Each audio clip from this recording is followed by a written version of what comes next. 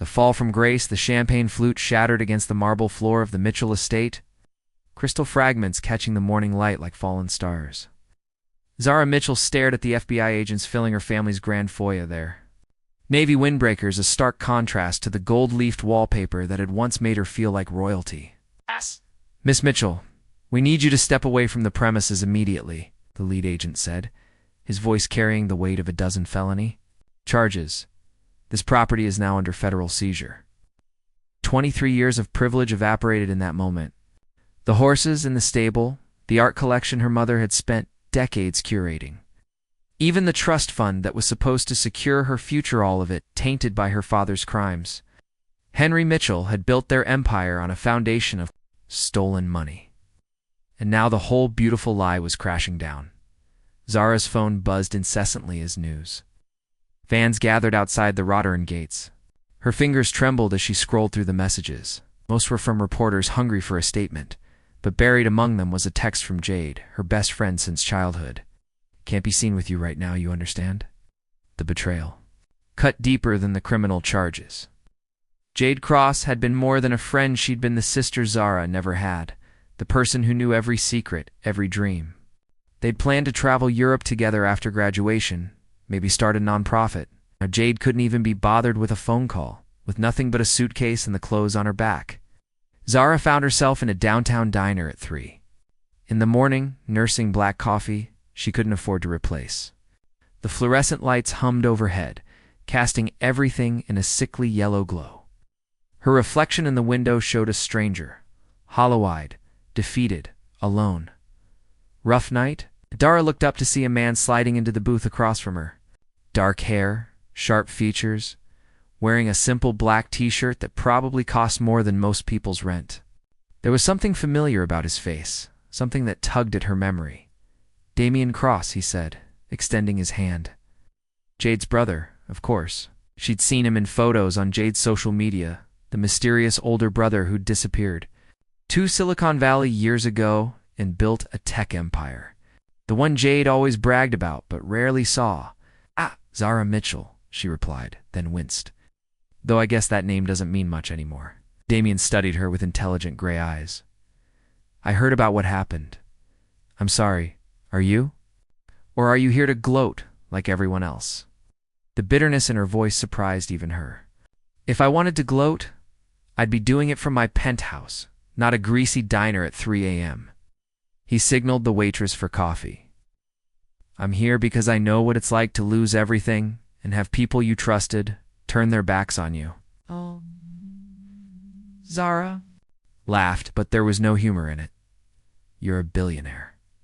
What could you possibly know about losing everything? Money isn't the only thing you can lose." His voice carried an edge of old pain. "But that's a story for another time. Right now, you look like someone who needs a job." The offer hung in the air between them like a lifeline she was afraid to grab. Pride warred with desperation, and desperation was winning. "Why would you help me? Your sister made it pretty clear I'm toxic now." Damien's expression darkened slightly at the mention of Jade. "My sister has always been better at running away from problems than facing them. I prefer a different approach." As dawn broke over the city, painting the sky in shades of hope and possibility, Zara Mitchell made a choice that would change everything. She reached across the table and shook Damien Cross's hand. Not knowing she was trading one dangerous game for another.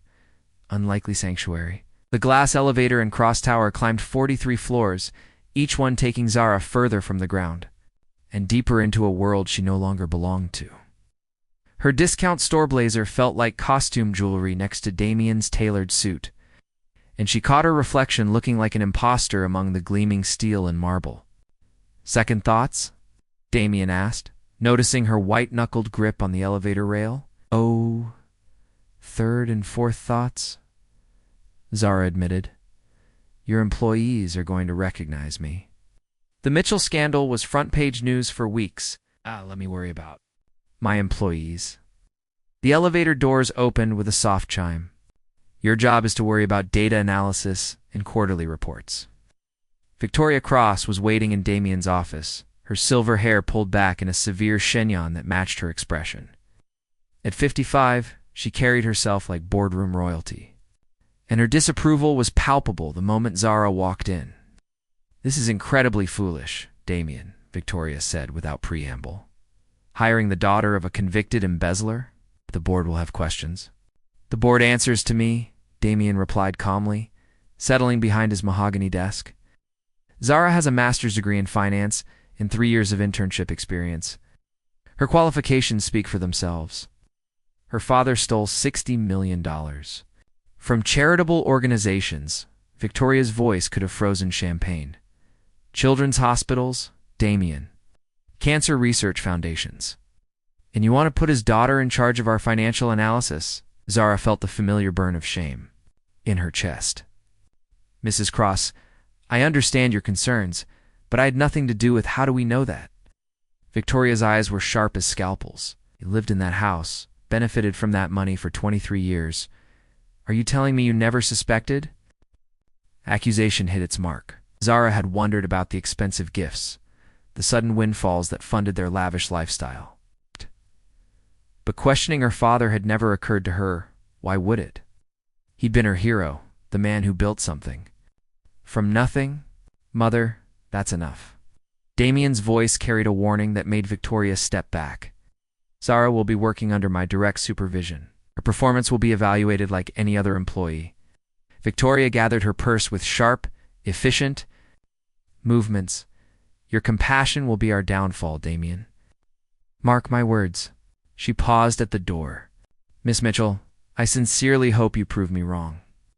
When they were alone, Zara sank into the leather chair across from Damien's desk. "Maybe this was a mistake. I don't want to cause problems for your company.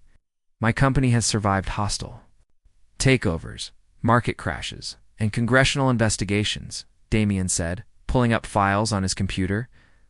I think we can handle one controversial new hire." The work was grueling but welcome. Zara threw herself into financial models and market analysis, grateful for something to occupy her mind besides the wreckage of her old life. Her tiny studio apartment was a far cry from the estate she'd grown up in, but it was hers paid for with honest work. 3 weeks into her new position, Marcus Sterling appeared at her cubicle like a storm cloud in an expensive suit she recognized. Him from business magazines, Damien's biggest competitor and rumored former friend. "Zara Mitchell," Marcus said, his smile predatory. "I was wondering when I'd run into you, Mr. Sterling." Zara kept her voice neutral, though something about his presence made her skin crawl. "I have to say, I admire Damien's charitable instincts. Taking in strays has always been his weakness." Marcus perched on the edge of her desk uninvited. "Of course, some strays bite the hand that feeds them. Is there something you need, or are you just here to threaten me?" Marcus laughed, the sound sharp as breaking glass. "Threaten? I'm offering you an opportunity. My company could use someone with your particular ... insights into financial irregularities. Someone who grew up seeing how creative accounting really works." The implication made Zara's blood run cold. "You want me to spy on Damien? I want you to be practical. Your boss may be playing knight in shining armor now, but how long do you think that will last? When the press finds out he's harboring Henry Mitchell's daughter? When his stock price takes a hit? When his board starts asking uncomfortable questions? ... Marcus straightened his tie. "Well, let's just say loyalty is a luxury most people can't afford." As Marcus walked away, Zara stared at the financial reports spread across her desk. The numbers blurred together as a terrible thought took root. What if he was right?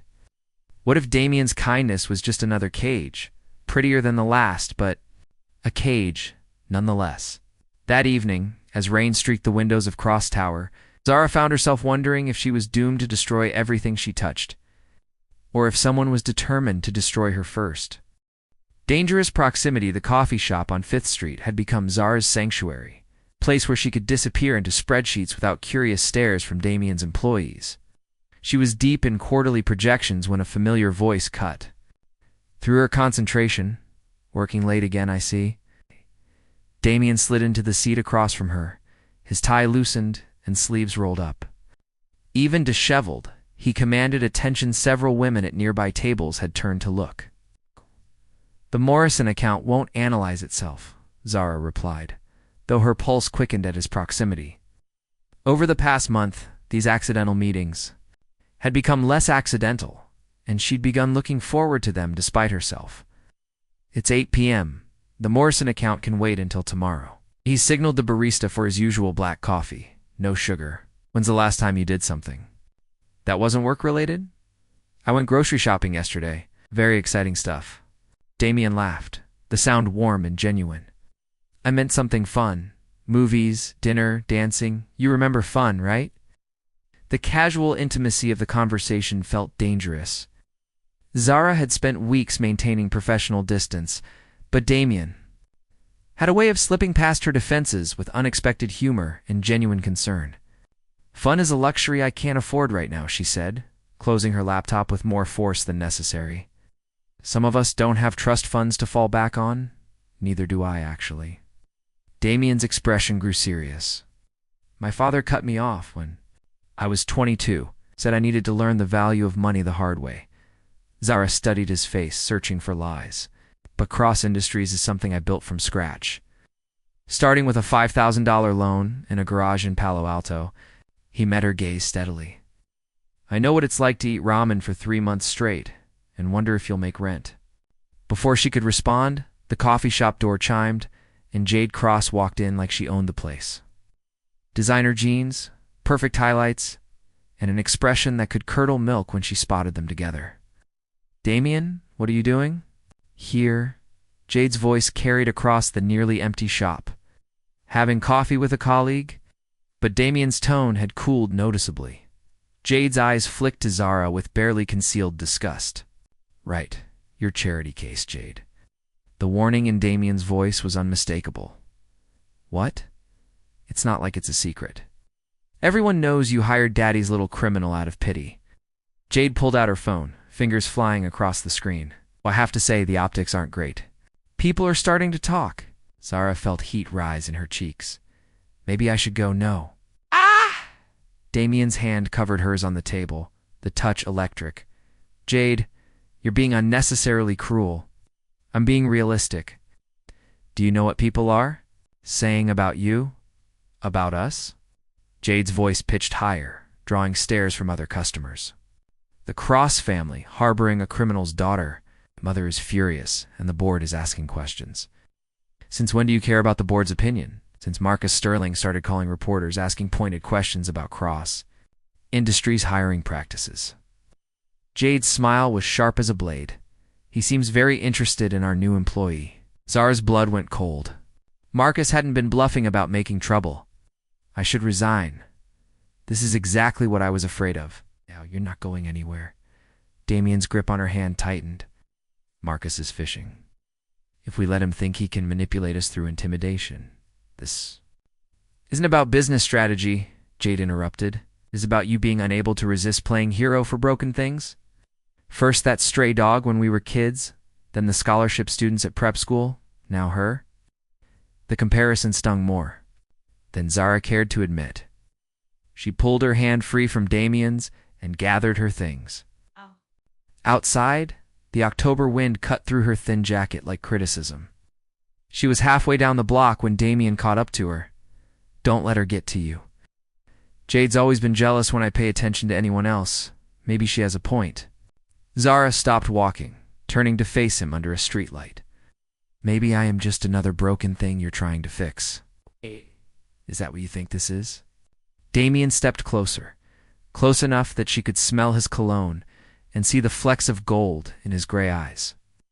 Me playing hero? The air between them crackled with unspoken tension. For weeks, they'd been dancing around an attraction that grew stronger with each shared coffee, each late-night work session, each moment when their professional facade slipped. I think you're a good man who makes complicated choices, Zara whispered. And I think I'm the kind of complication that could ruin everything you've built. What if I'm willing to take that risk? Before she could answer, Detective Rivera stepped. Out of the shadows, badge glinting in the streetlight. Miss Mitchell, I need to speak with you about your father's case. New evidence has come to light. As the detective approached, Zara saw her fragile new life threatening to crumble once again. Behind them, Jade watched from the coffee shop window, her expression unreadable, but her phone still in her hand. Whatever she'd been typing, Zara suspected it wasn't good news. The wind picked up, scattering leaves like whispered warnings across. The empty street, betrayal and revelation Detective Rivera's office smelled of stale coffee and broken promises. Zara sat across from the scarred wooden desk, her hands folded tightly in her lap, while the detective spread photographs like tarot cards predicting doom. "Your father wasn't working alone," Rivera said, sliding a surveillance photo across the desk. "We've identified his partner, someone with access to the charity's internal systems. Someone who helped orchestrate the whole operation." Zara stared at the grainy image of two figures meeting in what looked like a parking garage. One was unmistakably her father, but the other person's face was obscured by shadows and a baseball cap. "Do you recognize this location?" Rivera tapped. "The photo. It's the parking garage beneath the Meridian building. Your father met this person there 17 times over 2 years." "The Meridian building?" Zara's stomach dropped. That was where Cross Industries had their satellite offices, where Jade worked as a marketing coordinator for their nonprofit division. "I don't understand what this has to do with me," Zara said carefully. "Your father's phone records show multiple calls to a number registered under the name J. Mitchell, same last name as yours, but the account was opened with a fake ID." Rivera pulled out another document. "Whoever J. Mitchell is, they received payments totaling $800,000 over 18 months. The room felt like it was tilting. "You think someone in my family was helping him? You think someone wanted us to think that?" Rivera leaned forward. "The beauty of this setup is that when your father got caught, J. Mitchell would look like a family co-conspirator. But we ran the phone records deeper. Every single call to that number was actually forwarded to another line." She slid a final document across the desk, phone records showing the forwarding pattern, leading to a number Zara recognized with sickening clarity. Jade's number. "Your best friend has been playing a very long game, Miss Mitchell." The walls of the police station seemed to close in as the pieces fell into place. Jade's sudden distance when the scandal broke. Her job at Cross Industries, charitable division, her access to donor databases and financial systems, her convenient absence during the FBI raid. "She set up my father," Zara whispered. "More than that, she set up your entire family." Rivera gathered the photos. "Jade Cross has been embezzling from Cross Industries' charitable foundation for 3 years. When she realized the FBI was getting close, she needed a fall guy. Your father's gambling debts made him perfect desperate enough to take her deal, visible enough to take the blame." Zara's phone buzzed with a text from Damien. "Emergency board meeting called. Need to talk, now." The Cross Industries boardroom had never felt more like a courtroom.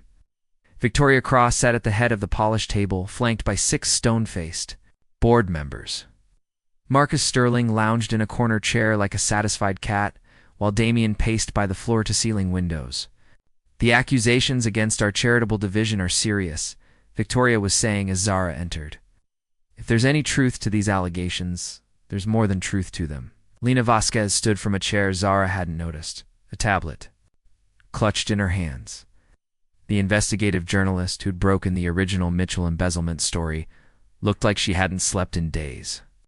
"I've been investigating the Cross Foundation's finances for months. Someone's been very clever about moving money around."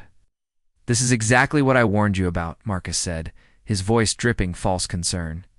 "Bringing criminals into your organization attracts scrutiny. The criminal isn't who you think it is." Lena touched her tablet, and financial records appeared on the room's main screen.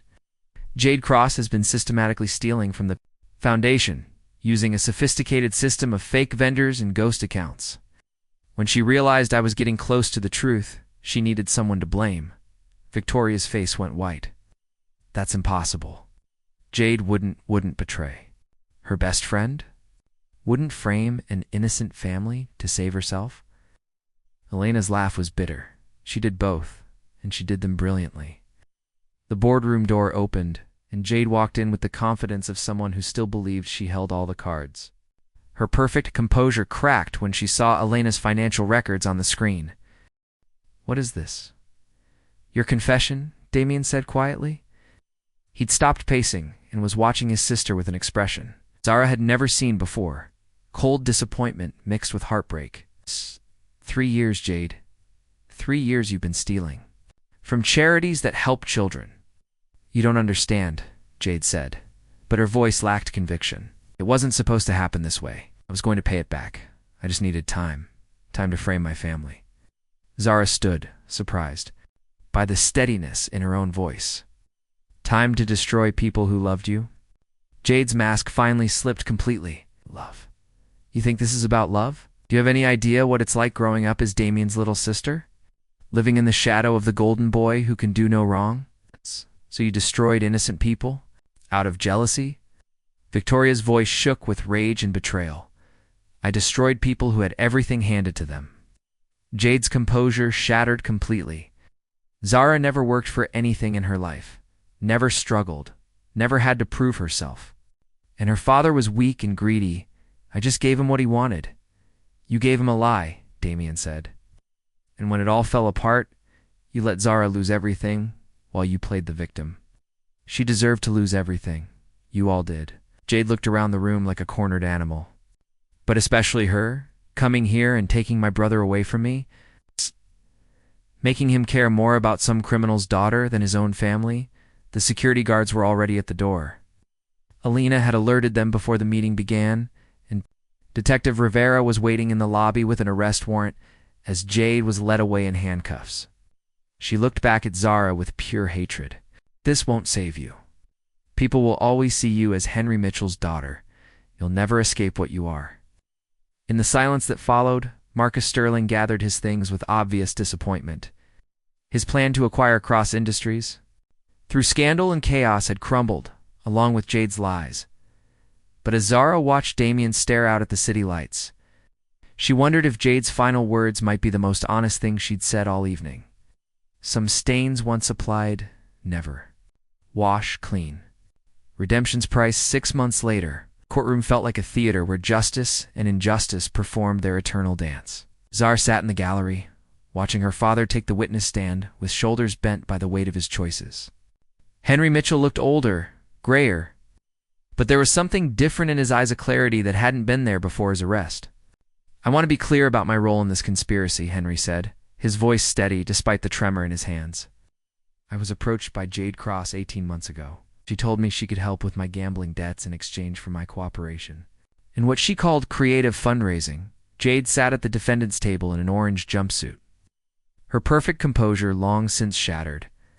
The woman who had once commanded boardrooms and charity galas now looked small and defeated. But when her eyes met Zara's across the courtroom, the hatred was still there, burning like embers in ash. I knew what we were doing was wrong, Henry continued. But I was drowning in debt, and she convinced me that we were only borrowing the money. We'd pay it back before anyone noticed. He looked directly at Zara for the first time since his arrest. I never meant for my daughter to suffer for my mistakes. After the testimony, Zara met her father in the courthouse hallway. The conversation was awkward, filled with half-sentences and careful silences. Too much had been broken between them to repair quickly. I know I don't deserve forgiveness, Henry said. When the families we hurt, from the charities we stole from. From you, you're right, Zara replied. You don't deserve it. But maybe that's what makes forgiveness worth something. She couldn't absolve him completely. The trust fund that had paid for her education, the house she'd grown up in, the privileged life she'd lived, had all been built on stolen hope. Children's cancer research had been delayed because of their choices. Families struggling with medical bills had lost support because of their greed. Those wounds would take years to heal, if they ever did. But she could choose not to let his failures define her future. The Cross Industries building looked different in the evening light, less like a fortress and more like home.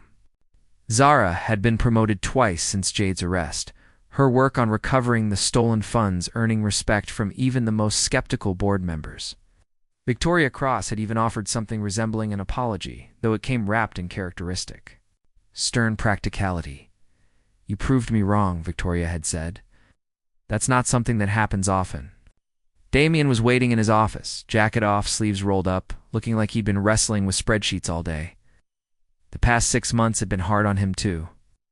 Learning that his sister was capable of such calculated cruelty had shaken something fundamental in his worldview. "The Meridian Foundation approved our proposal," he said without preamble. "They want us to oversee the redistribution of the recovered funds." It was good news. The foundation Damien had created to handle restitution would ensure the stolen money reached its intended recipients. It was also ironic. Jade's crimes had inadvertently created something better than what existed before. "There's something else," Damien continued. "Elena's article comes out tomorrow. The full story of what really happened. The cross to bear. How a billionaire's sister framed her best friend's family," Zara quoted. She'd seen the advance copy.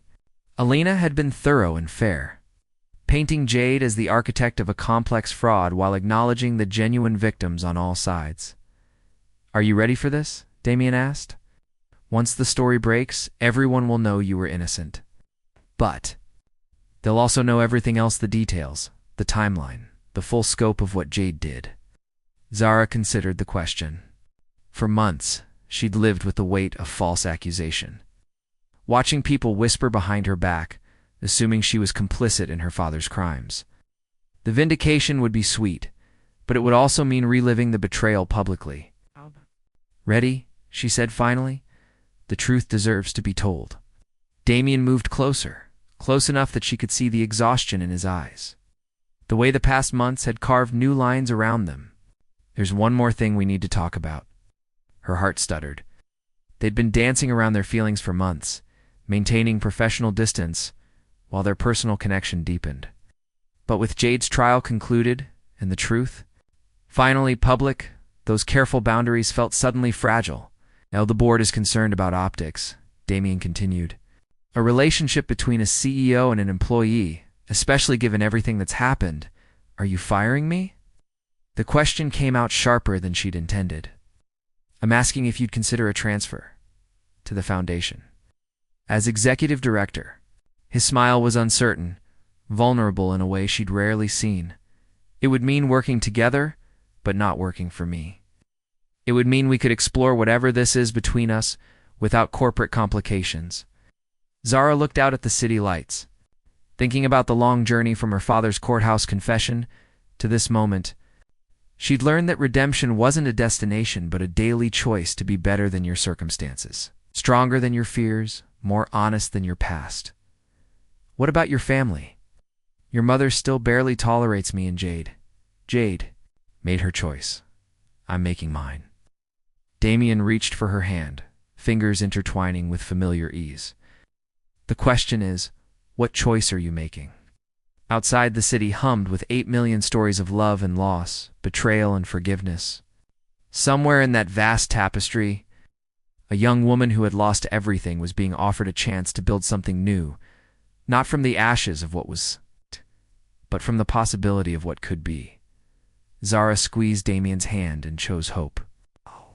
"Take the job," she said, "and everything that comes with it." As they stood together in the glow of the city lights, Zara realized that some falls from grace were actually flights toward something better.